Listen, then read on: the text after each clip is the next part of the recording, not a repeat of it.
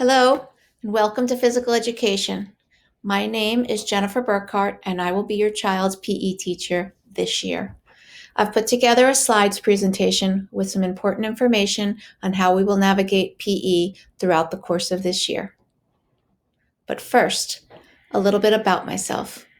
This is my 30th year teaching at Samuel J. Preston Elementary School, a milestone I'm very proud of. My children went through the Harrison schools, and in my spare time, I enjoy spending time with my family, walking and jogging for exercise, reading biographies, and going on vacations. Our mission statement. Our mission is to provide students with a safe and positive environment in which they can acquire a foundation of movement skills.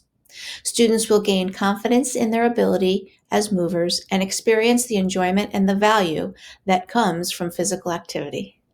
They'll learn why physical activity is important and how they can successfully sustain a physically active lifestyle. COVID-19 guidelines in physical education. Students and teachers are spaced out 12 feet apart when engaging in aerobic activity. We are using little to no equipment this year. Masks are worn during all activities, and mask breaks and water breaks are given when deemed necessary. On to the learning models, the hybrid learning models. The in-school experience your child will have will happen on the days they come to school.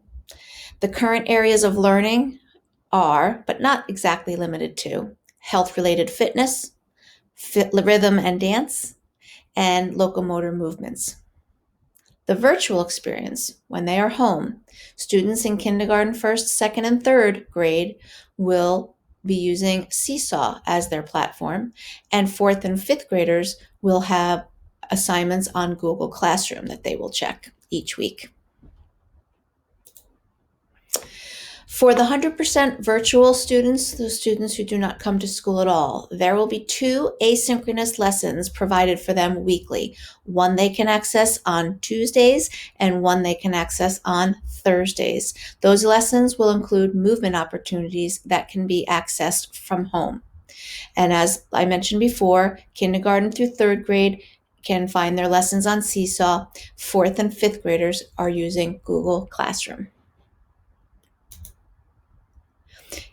If you have any reason that you want to contact me, please feel free to email me at the email written on the screen. Thank you so much for your time, and I look forward to a wonderful year with your students as they grow in physical education. Thanks.